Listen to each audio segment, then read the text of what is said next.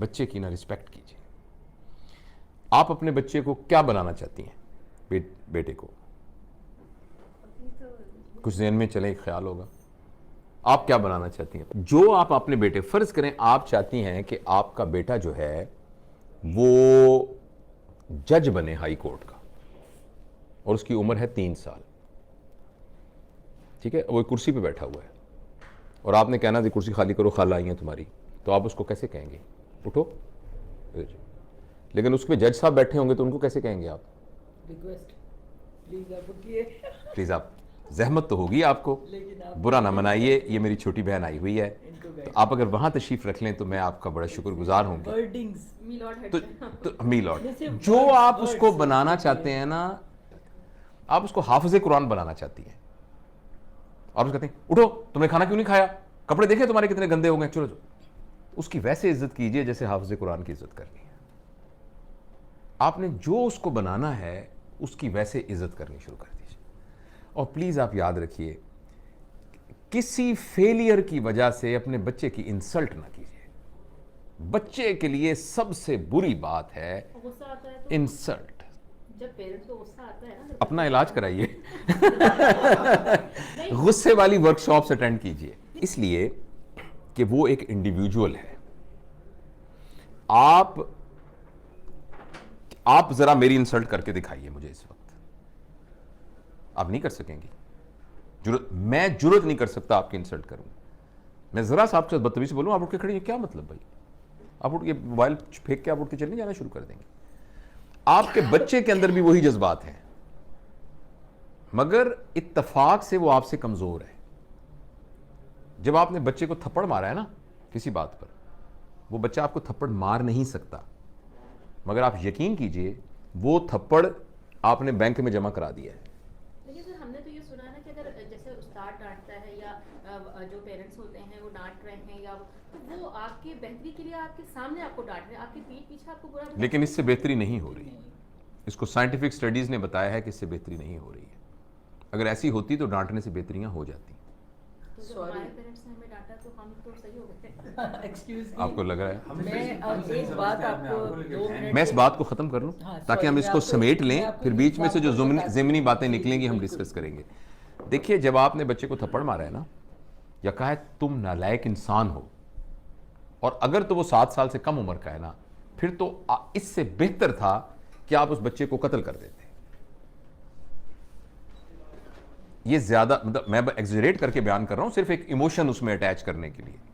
मगर 7 साल से कम वाले के अंदर आपने रिकॉर्डिंग मशीन में डाल दिया ना, तुम नालायक इंसान हो, तुम जिंदगी में कुछ नहीं कर सकते, भटकोगे तुम गलियों के अंदर, आप यकीन करें वो 7 साल के बाद सारी जिंदगी आपकी इस बात की लाज रखते हुए साबित करेगा कि मैं भटकूंगा।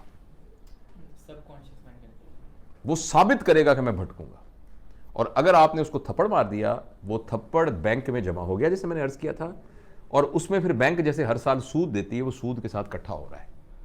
अभी वो आपको थप्पड़ मार नहीं सकता, एक वक्त में आएगा वो आपको थप्पड़ मारने के काबिल हो जाएगा, और वो आपको थप्पड़ मारेगा।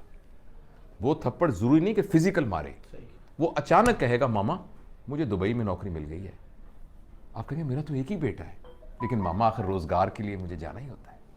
आप कहेंगे जिसके साथ शादी की है ना मैंने, अजीब मैं बहू बेहाल आई हूं, हालांकि मेरे भाई की बेटी है, पता नहीं इसने क्या मेरे बेटे के कान में फूंक मारी है, वो उसको लेके दुबई चली, मुझे जोड़ों का दर्द है, इसके अब्बा को हार्ट अटैक हुआ है, इसको ख्याल ही नहीं आया।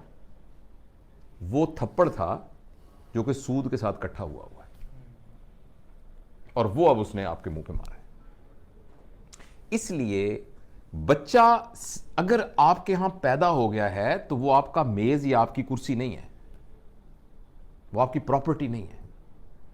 और कोई भी आदमी, चाहे आपका बेटा है चाहे कुछ भी है, वो इंसल्ट बर्दाश्त नहीं कर सकता। इंसल्ट को रिएक्ट करना उसको नहीं आ रहा इस वक्त, इसलिए चुप करके डर के बैठ गया है। फर्ज करें वो थप्पड़ नहीं मारेगा तो उस थप्पड़ ने उसको सारी जिंदगी के लिए डरपोक भी बना, हो सकता है उसका ये रिएक्शन निकले कि वो सारी जिंदगी के लिए थप्पड़ खाना, वो थप्पड़ खाता रहेगा। वो बंदा होगा जिसको उसका बॉस भी थप्पड़ मारेगा, जिसको देखे ना, मां वो है कि जब कोई गलती करके आएगा तो उसने मां के दामन में अपने आप को छुपाना है, उसी मां ने उसको थप्पड़ मारा है। तो मां का फिजिकल होना तो इतना बड़ा क्राइम है कि जो हम सोच भी नहीं सकते। और इसको मैं अपनी तरफ से नहीं कह रहा, इसको पूरी साइकोलॉजी ने, पूरी चाइल्ड साइकोलॉजी ने साबित किया।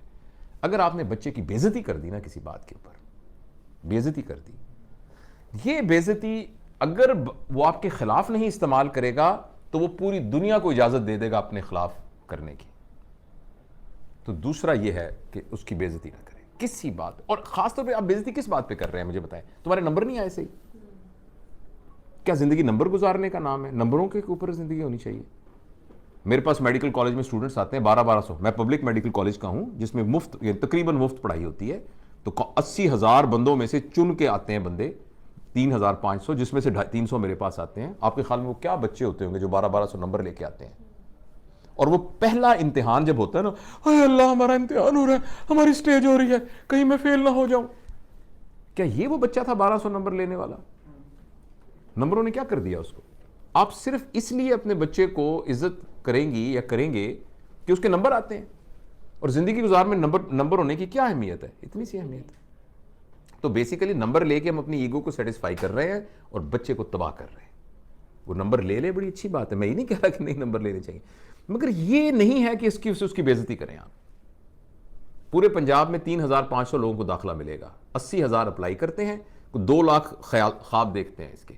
तो उन 3500 के अलावा बाकी सारों की माँ बापों को यह इख्तियार तो नहीं है कि उनकी बेइज्जतियां करनी शुरू कर दें। तो पहला प्रिंसिपल मैंने आपको यह बताया कि 7 साल के लिए आप अपने ऊपर एक पाबंदी लगा दें, ठीक है। दूसरा मैंने आपसे अर्ज किया है कि आप रिस्पेक्ट करें उसकी। जब आप लोगों को डिसरिस्पेक्ट करते हैं ना, तो पता क्या होता है, या तो वो रिटेलिएट करते हैं अगर पावरफुल हो, अगर वो पावरलेस होते हैं तो उनकी सेल्फ इस्टीम और सेल्फ एफिकेसी कम हो जाती है। उनको लगता है मैं गंदा हूं, मुझे लगता है मैं बुरा हूं, मेरे लिए मेरी मां से बड़ी सनद कोई नहीं है जिसको मैं देखकर, आंखों में देखकर फैसला करता था क्या सही है क्या गलत है। उसी मां ने मुझे थप्पड़ मारा है, यानी मेरे ऊपर सबसे बड़ा फतवा लग गया है कि मैं गंदा आदमी हूं, मैं इस काबिल हूं कि मुझे मारा जाए। क्यों भाई? जो मेरे लिए दुनिया की सबसे बड़ी मुकद्दस हस्ती थी, उसने ये फतवा दिया है कि तुम थप्पड़ मारने के काबिल हो। इसका ये मतलब है। बिल्कुल सही बात। तो अब अच्छा, ये तो कहा ना आपने बच्चे, आपने बीच में आपके सवाल का जवाब दे दूं कि जो अब तो ये वक्त गुजर गया, आप क्या करें? अब ये करें कि बच्चे को बुलाएं और बुला के कहें, बेटा अब तक की जिंदगी में तुम्हारी तरबियत के सिलसिले में अगर मुझसे कोई गलती हो गई है तो मुझे माफ कर दो। वो कहेगा मामा आप क्या कर रही हैं, क्योंकि वो सब कुछ उसके सबकॉन्शियस में। उसका नहीं बेटा, मेरा ये फर्ज है कि मैं तुमसे कहूं, मैंने कोशिश नहीं की, मैंने जान के कुछ नहीं किया, मैं तुमसे बहुत प्यार करती हूं, तुम मेरे दिल के टुकड़े हो, लेकिन फिर भी मैं समझती हूं कि तुम्हारे कॉन्शियस में, सब कॉन्शियस में किसी जगह कर तुम्हें ख्याल हो कि मां ने मुझे, मैं बेटा माफी मांगती हूं, प्लीज मुझे माफ कर दो, और मैं तुम पर इतबार करती हूं, मैं तुमसे बहुत मोहब्बत करती हूं, और आइंदा तुम्हें मैं बिल्कुल नहीं कहूंगी, लेकिन तुम सिर्फ एक वादा करो, जो तुम्हारे दिल में हो मुझे बता दिया करो, लेकिन मैं तुमसे वादा करता या करती हूं कि मैं तुम्हारे आइंदा इंसल्ट नहीं करूंगा। हाँ, मुझे कुछ अच्छा ना लगा, मैं तुम्हारे साथ शेयर करूंगी, मैं तुम्हारे साथ आर्गू करूंगी, मैं तुम्हें समझाने, लेकिन मैं तुम्हारी बेइज्जती नहीं करूंगी आइंदा, प्लीज। तो ये इसका हल है जो बड़े हो गए उनके साथ।